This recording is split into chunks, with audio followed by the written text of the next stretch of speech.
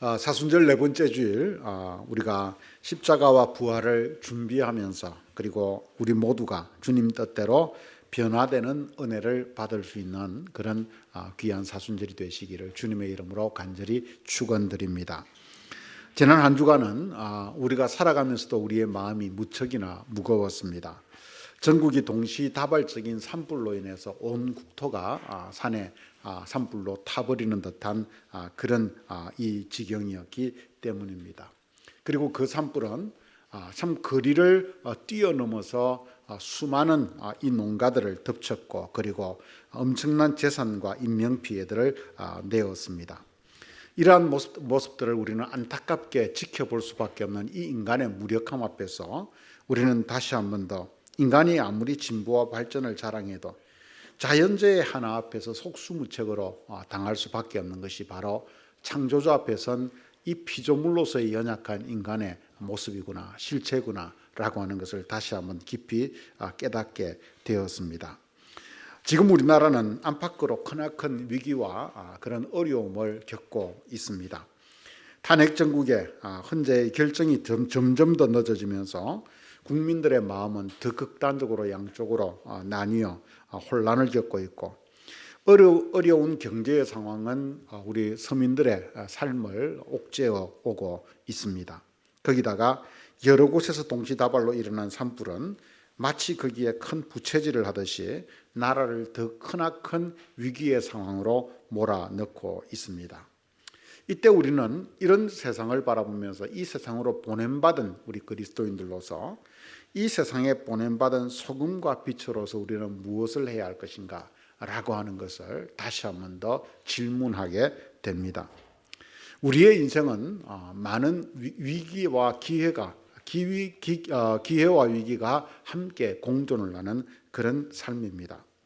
수많은 기회가 우리에게 찾아오는 만큼 또 수많은 위기들도 우리의 삶 속에 우리의 의도와 상관없이 찾아오고 있습니다. 그러므로 우리의 인생의 모습은 이 위기라고 하는 것과 기회라고 하는 두 산맥 사이를 어떻게 지혜롭게 잘 통과할 것인가 라고 하는 것이 아주 중요합니다. 기회가 왔을 때 그 기회를 어떻게 잡아서 활용하는지가 우리의 인생을 좌우하는 것을 보게 되지요. 하지만 기회만큼이나 위기가 왔을 때 그 위기를 어떻게 통과하는가가 우리의 인생을 결정짓기도 합니다.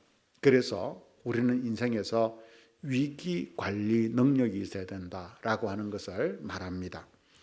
그런 면에서 예수님의 십자가의 길을 묵상하고 따라가는 이 사순절 기간은 우리 인생의 위기 관리 능력을 배우는 그런 시간이다. 또 그런 시간으로 이번 사순절을 하나님께서 주시지 않았는가 하는 생각을 해봅니다. 삶의 위기, 고난과 고통의 삶을 우리는 부활의 감사와 기쁨의 삶으로 한 단계 끌어올리는 시간, 바로 그것이 이 사순절 기간일 것입니다. 예수님의 일생 속에서 당신의 앞길에 놓여진 십자가라고 하는 것은 하나의 크나큰 위기였습니다. 모든 유대 지도자가 예수님을 죽이기 위해서 모의를 하였던 것은 예수님의 삶 속에서 점점 더 다가오고 있는 그런 먹구름과 같은 위기였습니다. 당신이 가장 신뢰하는 제자들이 주님을 버리고 그리고 그 중 하나가 주님을 배반하는 그 일은 당신의 이 공생애의 사역 속에 찾아온 분명한 위기였습니다. 그리고 그 일로 인해서 주님 앞에 놓여진 십자가라고 하는 그 죽음의 형틀은 크나큰 위기의 현장이었습니다. 그러나 주님은 결론적으로 그 위기를 오히려 기회로 삼으셨습니다. 그 죽음의 위기를 생명의 기회로 삼으시는 것, 아니 죽음의 위기를 생명의 기회로 바꾸시는 것, 바로 그것이 주님의 삶이었습니다. 당신 삶에 드리운 죽음의 십자가를 온전한 순종을 통해서 오히려 정면 돌파함으로 희망과 생명의 부활의 소식으로 바로 그 절망적 죽음의 형태를 부활의 희망으로 바꾸셨습니다. 죄에 신음하는 인류의 위기를 십자가 보혈로 속죄와 구원의 기회를 우리에게 가져다주는 바로 그런 새로운 인생의 구원의 기회로 바꾸셨습니다. 이처럼 우리의 신앙은 위기 때 거기에 주저앉지 않고 그것을 기회로 바꾸어가는 바로 그런 사람들이 신앙인이고 그것이 바로 신앙의 힘이기도 하지요. 수많은 믿음의 조상들이 그랬습니다. 아브라함이 그랬고 모세가 그랬고 여호수아가 그랬고 다윗이 그랬고 엘리야가 그랬고 수많은 신앙의 선조들은 어떤 면에서 보면 삶이 편안했기 때문에 그들은 믿음의 조상이 된 것이 아니라 위기 관리 능력을 가진 신앙인들이었기 때문에 그들은 우리의 믿음의 조상이 된 사람들이었습니다. 오늘 본문 속에서도 우리는 그런 위인, 그런 사람을 만나보게 됩니다. 바로 오늘 본문의 주인공으로 등장하고 있는 사무엘이라고 하는 선지자이시요. 그는 어머니 한나의 애절한 기도 속에서 기도의 열매로 태어난 바로 그런 사람이었습니다. 어린 시절 그는 성전에 바쳐져서 엘리 제사장 대신 그 성전에서 하나님의 음성을 듣는 하나님과 이스라엘 사이의 통로가 되는 그런 존재가 됩니다. 그렇게 성장하여서 그는 이스라엘의 사사 그리고 제사장, 선지자가 되어서 그는 평생을 살아갑니다. 당시 신정사회였던 그 이스라엘의 삼권을 틀어진 바로 그런 사람이 된 것이지요. 하지만 그는 사사라고 하는 것과 제사장이라고 하는 것 그리고 선지자라고 하는 이 세 가지의 모든 그 절대 권력을 가졌지만은 그는 인생의 끝까지 변함이 없는 즉 신뢰를 가진 신실한 그런 사람이었습니다. 오늘 본문은 바로 그런 사무엘의 말년의 모습을 우리에게 보여주고 있습니다. 그의 말년의 삶은 하나의 큰 거대한 격동기 속에 있는 그런 삶이었습니다. 즉 위기 속에 몰려 있었다라고 하는 것이지요. 먼저 당시의 그 세계사적인 문명의 흐름으로 본다면 이 팔레스타인 땅 가나안 땅은 당시에는 그 청동기 문명 속에 아직 머물러 있었는데 철기 문명을 가지고 해안으로 상륙한 블레셋이라고 하는 그런 강대한 힘이 등장하고 있던 그런 시절이었습니다. 즉 청동기 시대에서 철기 시대로 넘어가는 그런 엄청난 격변기였다라고 이야기를 할 수가 있지요. 큰 강대국이 없는 틈을 타서 나라들마다 각자 자기들의 왕을 세우면서 그들은 그 나라의 기반을 다지고 자기들의 세력을 그런 새로운 무기를 통해서 더욱더 확장해 가려고 하던 그런 때이기도 합니다. 이러한 상황 속에서 이스라엘 백성들은 늙은 사무엘에게 찾아와서 이제는 우리에게도 사사가 아니라 왕을 세워주십시오 라고 하는 왕을 세워줄 것을 강력하게 요청합니다.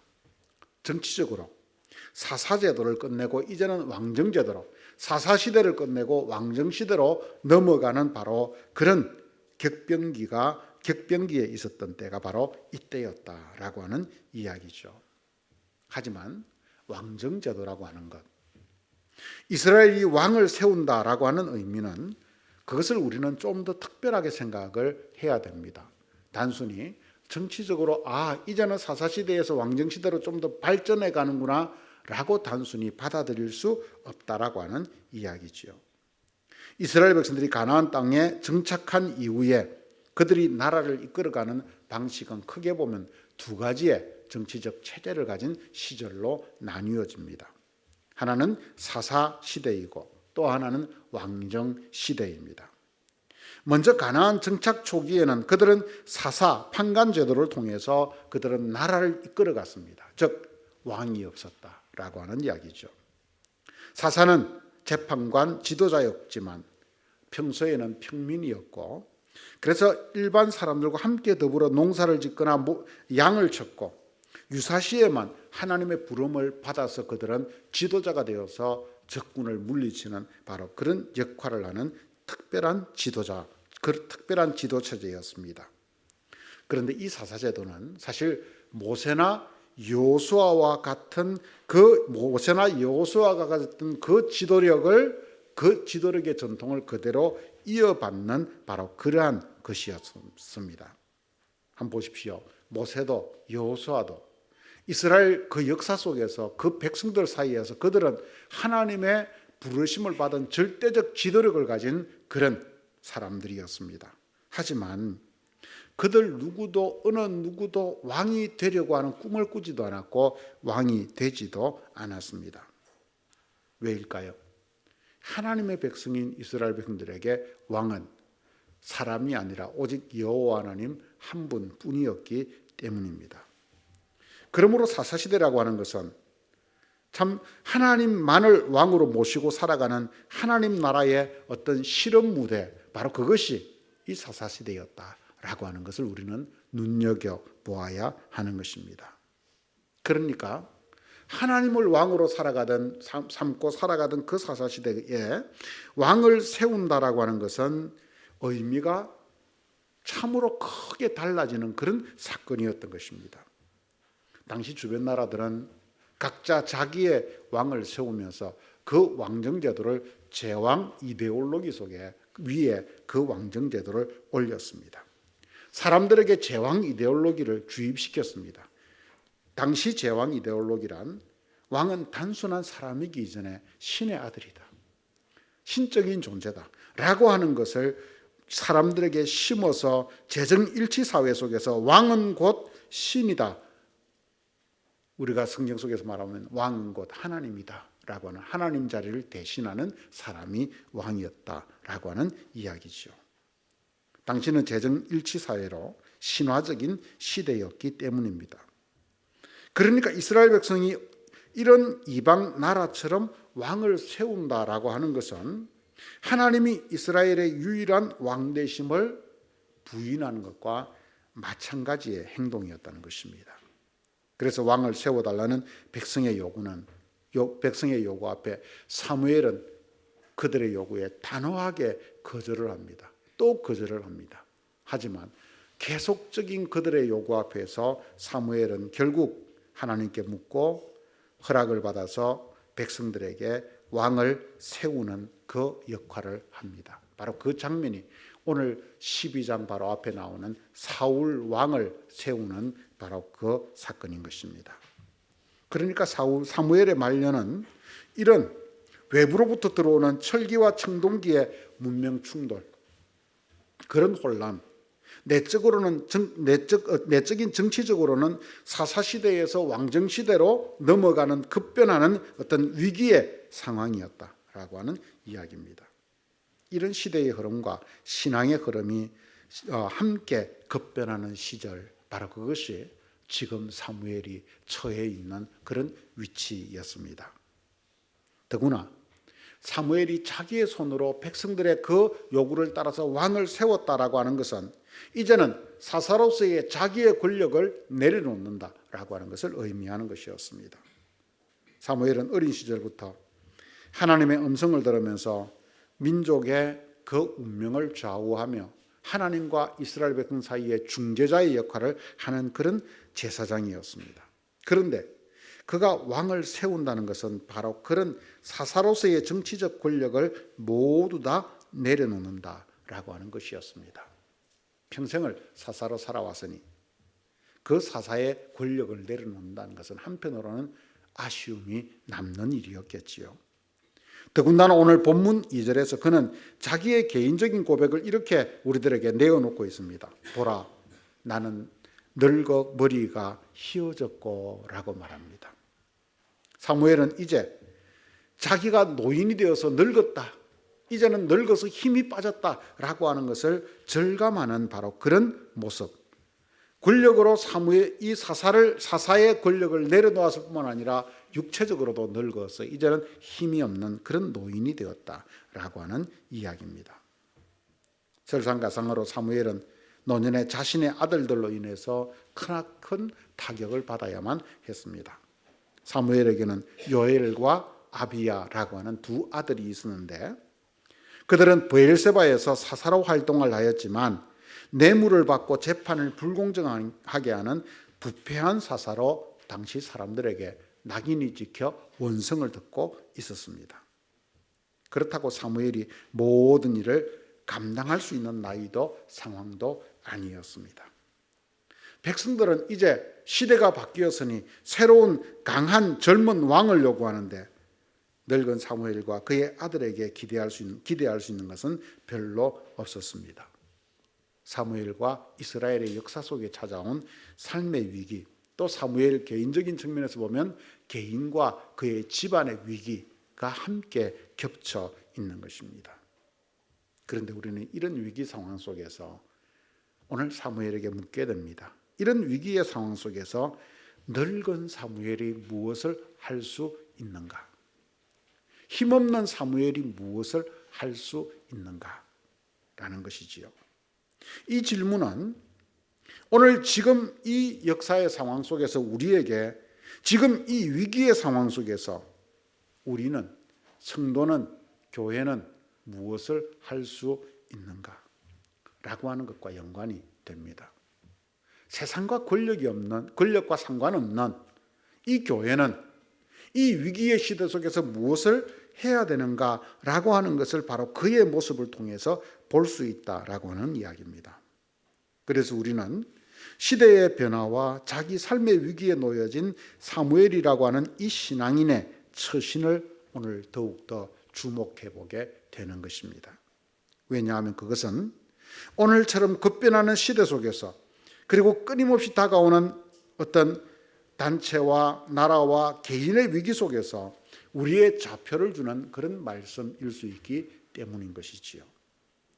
오늘 우리가 읽은 본문의 말씀은 이 12장 전체가 사무엘의 퇴임사입니다.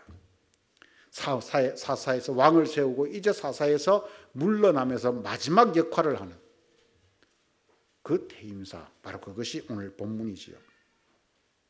사사에서 물러나는 사무엘의 마지막 당부입니다. 하지만 우리는 이 당부와 예언의 말씀을 통해서 그런 인생의 위기 혹은 이제는 자기의 시대가 저물어가는 모든 힘이 빠져버린 바로 그런 상황에도 불구하고 자기의 자리와 역할을 알아서 백성들 앞에서 조금도 흔들림 없이 처신하는 한 노예한 신앙인의 중심을 우리는 발견하게 됩니다. 백성들은 이제는 당신이 물러나고 젊은 왕을 우리에게 세워주십시오 라고 요구를 했습니다. 하지만 앞에서 이야기했듯이 왕정은 이스라엘 하나님을 왕으로 모시고 사는 이스라엘 백성들에게 최선책이 아니었습니다. 단지 시대의 흐름에 따라서 수용해야 될 하나의 흐름이었다라고 하는 이야기죠. 하지만 그는 끝까지 그 왕정을 허락했지만 끝까지 그 왕정을, 이스라엘의 왕정을 바로 세우고자 노력하는 것을 보여주고 있습니다. 사무엘은 먼저 자신의 경험을 들면서, 자기의 삶을 들면서 지도자와 백성들에게, 그리고 거기에 있는 사울에게 묻습니다. 3절에서 내가 누구의 소를 빼앗았느냐, 누구의 나귀를 빼앗았느냐, 누구를 속였느냐, 누구를 압제하였느냐, 내 눈을 흐리게 하는 뇌물을 누구의 손에서 받았느냐, 그리하였으면 그것을 너희에게 갚으리라 라고 그는 스스로 묻고 대답을 합니다. 그는 백성들에게 종교적 이야기가 아닌 자기 개인의 삶, 아니 정치적인 압제나 억압, 경제적인, 자기가 지금까지 사사로 살아오면서 취할 수 있었던 어떤 정치적인 압제나 억압이나 경제적 뇌물이나 사람들에 대한 어떤 이 거짓된 판단, 그러한 것들을 한 적이 있는가라고 물으면서 이야기합니다. 왜 그럴까요? 그런 것이 없다라고 하는 이야기죠. 우리는 여기에 넓고 힘없는 사무엘의 역할이 들어있음을 발견하게 됩니다. 아니, 넓고 힘없는 사무엘이 가졌던 힘이 진짜 무엇인가를 발견하게 됩니다. 사무엘은 그 대답을 조금 전 왕으로 세움받은 사울 앞에서 말하고 있습니다. 무슨 이야기입니까? 사울 왕에게 듣게 하는 것입니다. 당신도 이런 왕이 되어야 됩니다. 이방의 어떤 제왕 이데올로기 속에 서 있는 절대 군주로서의 왕이 아니라 당신은 이런 왕이 되어야 됩니다 라고 하는 것을 말하는 것입니다. 이제는 권력도 힘도 없는 늙은이라고 생각했던 사무엘은 무엇을 통해 말합니까? 정직과 신뢰를 통해서 말합니다. 그는 사사건도 내려놓았고 이제는 왕권도 모두 사울에게 넘겨준 상황 속에서 그는 백성들에게 사울 왕보다 더 큰 힘으로 어쩌면 말하고 있는 것입니다. 그런데 그 큰 힘이 무엇입니까? 권력이 아닙니다. 돈이 아닙니다. 정직과 진실입니다. 이것을 통해서 백성들에게 큰 울림을 주고 있는 것입니다. 그 무게는 실로 무거웠습니다. 여러분, 오늘 이 사무엘의 역할이 저는 바로 이 시대 속에서 우리 한국교회와 우리 그리스도인들에게 필요한 역할, 과제다라고 저는 다시 한번 생각하게 되었습니다. 교회는 세상 권력처럼 무력이나 힘을 추구해서는 안 됩니다. 그러나 교회가 무엇을 해야 합니까? 힘과 권력, 돈 이런 것이 아니라 교회는 정직과 신뢰로 사회 속에 말해야 되는 것입니다. 정직과 신뢰를 통해서 사람들에게 바른 길을 가르쳐 주어야 하는 곳, 바로 그곳이 교회인 것입니다. 사람들은 말합니다. 우리는 교회가 작아서, 우리는 돈이 없어서, 우리는 어떤 일을 할 수가 없습니다. 라고 우리는 쉽게 자주 섞인 이야기를 내어놓을 수 있습니다. 하지만 여러분, 오늘 사무엘은 우리들에게 보여줍니다. 그것이 문제가 아니라는 것입니다. 안타깝지만 오늘날 한국교회의 문제의 근원은 물질을 쫓고 권력을 쫓고 성장을 쫓았기 때문에 일어난 그 문제의 결과를 우리는 지금 그 열매를 따고 있는 것입니다. 그 열매가 얼마나 쓴지 모릅니다. 하나님이 있어야 될 자리에 물질을 추구했고 하나님 앞에 바른 길을 가야 될 자리에 성장을 추구했고 정직과 진실을 말해야 될 자리에 권력을 추구하는 바로 그 결과물들을 오늘 우리는 너무나 쓰디 우리는 맛보고 있지 않습니까? 그것 때문에 오늘날 한국교회의 문제는 신뢰를 잃어버렸습니다. 왜 신뢰를 잃어버렸습니까? 사무엘이 말했던 이 한 가지 정직과 신뢰 이것을 놓쳐버렸기 때문인 것입니다. 그래서 복음의 능력을 상실한 시대를 우리는 안타깝지만 살아가고 있는 것입니다. 하지만 우리는 사무엘의 말 앞에서 오늘도 우리가 무엇을 할 수 있는가? 라고 하는 것에 대한 분명한 답을 얻습니다. 무엇입니까? 정직과 진실. 그것이 교회의 힘이라고 하는 거예요. 정직과 신뢰. 그것이 오늘 이 흔들리는 사회 속에서 교회가 기둥으로 서 있을 수 있는 소금과 빛의 역할이라고 하는 것. 우리는 그것을 놓쳐서는 안 되는 것입니다. 사무엘은 계속해서 17절에서 백성들에게 이야기를 합니다. 17절을 같이 한번 읽어볼까요?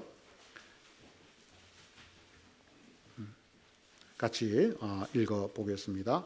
오늘은 밀베는 때가 아니냐. 내가 여호와께 아뢰리니 여호와께서 우리와 비를 보내사 너희가 왕을 구한 일 곧 여호와의 목전에서 범한 죄악이 큼을 너희에게 밝히 알게 하시리라. 사무엘은 다시 한번 왕을 세우고도 이 왕정이 죄다라고 하는 것을 그는 결코 굽히지 않습니다. 그러나 그 왕정을 배격하라고 하는 말보다 이방 나라의 왕과 다른 왕정 제도를 세울 것을 요청하는 것입니다. 다시 말해서 제왕 이데올로기가 아닌 하나님의 백성다운 왕정을 이룰 것을 제시하고 있는 것입니다. 사람이 왕이 되는 사회가 아닌 하나님이 왕이 된 사회, 그 속에서 왕은 섬기는 자 일꾼으로 서 있는 사회, 바로 그런 사회를 말하고 있는 것입니다. 그래서 20절에서 이렇게 말합니다. 같이 한번 읽어볼까요? 사무엘이 백성에게 이르되 두려워하지 말라. 여호와를 따르는 데에서 돌아서지 말고 오직 너희 마음을 다하여 여호와를 섬기라. 그러면서 22절에서 그는 그 크신 이름을 위해서라도 버리지 아니하시리라. 그렇게 하면 여호와가 너희를 버리지 않는다라고 말하고 있는 것입니다. 이스라엘 백성들은 지금 왕을 선택하는 잘못을 범했습니다. 눈에 보이지 않는 하나님보다 사람을 왕으로 선택하겠다고 나섰습니다. 그런데 이것에 대해서 사무엘은 너희가 왕이 아니라 하나님을 믿는, 하나님을 섬기는 신앙으로 바로 이 잘못을 극복해 가야 된다라고 말해주고 있는 것입니다.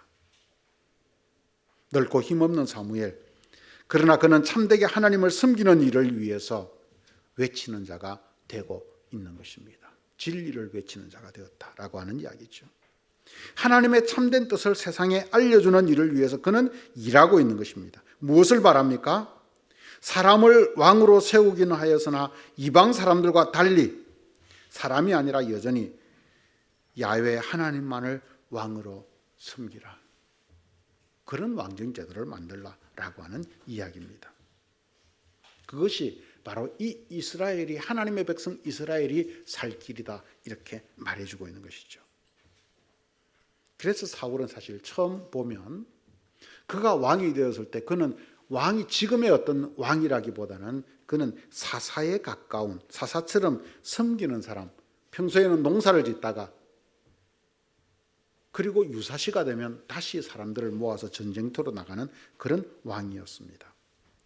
하지만 나중에 이런 섬김의 태도를 잃어버리고 왕궁을 짓고 그 왕궁 속에 자기의 권력의 탑을 쌓아 올렸을 때 그는 결국 타락한 왕으로 기록되고 말았던 것입니다.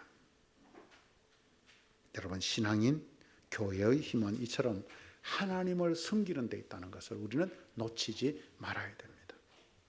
그래서 이것을 위해서 우리는 사실 우리 자신을 돌아보는 그런 뼈아픈 발부동을 쳐야 되고 그 속에서 회개하는 삶을 살아갈 수 있어야 되고 그리고 거기에서 우리는 하나님을 섬기는 참 신앙을 회복해 갈 수 있는 그런 사람들이 되어야 되는 것입니다. 예배를 정치 지표로 변질시키는, 이용하는 그런 사람이 아니라 진짜 하나님을 섬기는 사람, 그런 사람들로 서야 된다라고 하는 이야기입니다. 여기에 오늘 사무엘의 역할이 있었고 오늘 우리 교회의 역할이 들어있는 것입니다. 오늘 마지막으로 힘없는 사무엘은 23절에서 이렇게 말하고 있습니다. 같이 읽어볼까요? 나는 너희를 위하여 기도하기를 쉬는 죄를 선하고 의로운 길을 너희에게 가르칠 것인즉. 우리가 사무엘 생각하면 가장 많이 떠올리게 되는, 가장 많이 듣는 구절이 바로 이 구절이지요. 노인이 된 사무엘, 사사의 자리에서 물러난 사무엘, 시대가 바뀌어가는 상황 속에서 사무엘은 마지막으로 무엇을 할 수 있습니까? 그는 쉬지 않고 기도하는 일을 하겠다라고 말하고 있는 것입니다. 즉 역사의 주관자이신 하나님 앞에 너희를 맡기겠다, 이런 이야기인 것입니다. 그리고 선하고 의로운 도로 백성들을 가르치는 원로가 되겠다라고 말하는 것입니다. 사무엘은 이런 자기의 역할을 너무도 잘 알고 있었고 그래서 지금 또 하나의 위기를 하나님 앞에서 참된 기회로 삼고 그는 자기의 힘없는 마지막 그 인생의 불꽃을 새롭게 피우고 있는 것입니다. 바로 여기에 여러분 교회의 역할, 교회의 모습이 들어있는 것 아닐까요? 우리는 오늘 이 사무엘의 말과 태도에서 이 급변하는 위기의 시대, 산불처럼 우리의 터전을 흔드는 이 시대 속에서 서로 각자 자기가 옳다고 이야기하는 제왕 이데올로기처럼 이데올로기를 쫓아가는 오늘 이 시대 상황 속에서 우리 성도들이 교회가 해야 되는 역할이 있음을 배우게 되는 것입니다.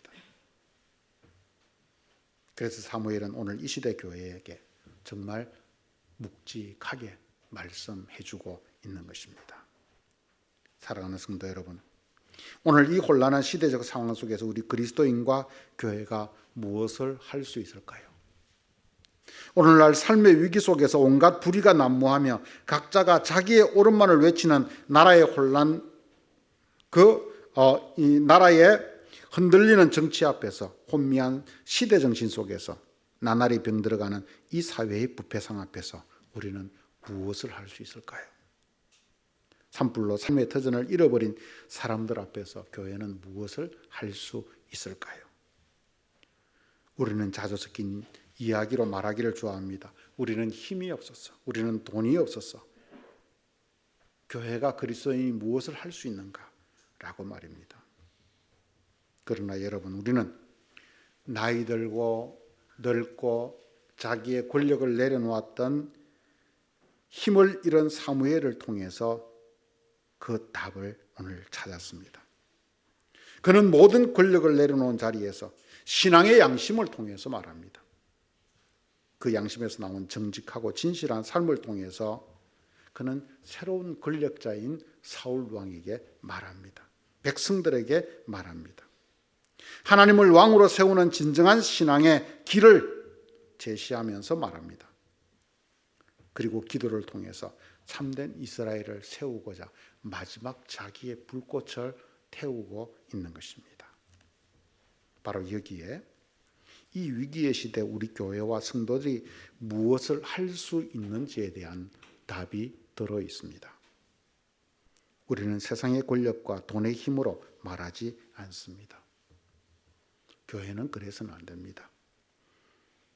우리는 살아있는 신앙의 양심으로 말해야 합니다. 그것을 진실하고 정직한 삶으로 사무엘처럼 증명해 내어야 합니다. 거기에 우리의 힘이 있습니다. 그러기 위해서 오늘날 돈이 하나님이 되어버린 시대, 우리는 오직 야훼 하나님만을 왕으로 모신 자들이 되어서 오히려 역설적으로 살아가야 합니다. 그래서 바로 이 역사의 주관자이신 하나님을 신뢰하며 그분께 기도하기를 쉬지 말아야 하는 것입니다. 왜? 하나님만이 역사의 주관자이시기 때문입니다. 선한 양심과 기도로 이 시대의 아픔을 우리는 품을 수 있는 사람들이 됩시다. 그래서 정직함으로 세상을 밝히는 빛이 됩시다. 우리도 사무엘과 같은 기도와 올바른 가르침으로 시대의 공백을 메우는 생명의 씨앗들이 되어서 너희는 세상의 소금이다, 너희는 세상의 빛이다 말씀하셨던 주님의 말씀 앞에서 소금과 빛의 자리를 회복할 수 있는 은혜가 있기를 주님의 이름으로 간절히 축원드립니다. 같이 기도하겠습니다. 하나님 아버지,